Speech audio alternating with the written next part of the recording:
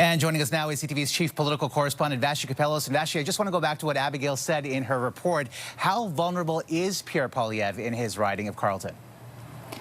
Well, Omar, I think even the fact that the prospect is being floated that he could lose this seat that he's held for 2 decades so concretely is significant, right? It says something about the state of the race more generally, but there's also a lot of spin going on from everyone, right? So we wanted to find out ourselves. We went right into the riding. We sent a crew to ask people on the street who they're voting for, and I got to tell you, it was split right down the middle. Take a listen.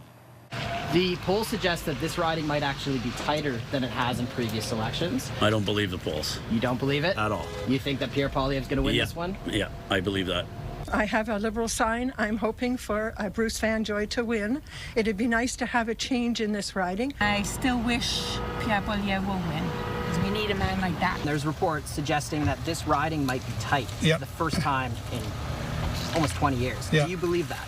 It feels like it. We're going blue. We're going blue in this town. Who do you plan to vote for on Election Day? Bruce Fanjoy.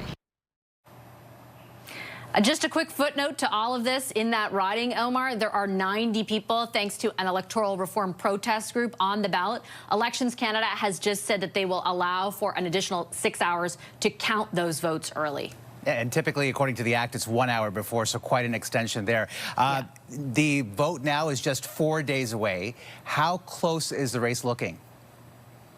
Well, according to our pollster of record, Nanos Research, it's as tight as it has ever been. Literally, the two parties today, the Conservatives and the Liberals, are within the margin of error of each other. It shows, I think, that message around change that the Liberals have, the Conservatives have really finessed over the last week is starting to drive a little bit of a hole into the primary pitch from the Liberals, which was all about Trump.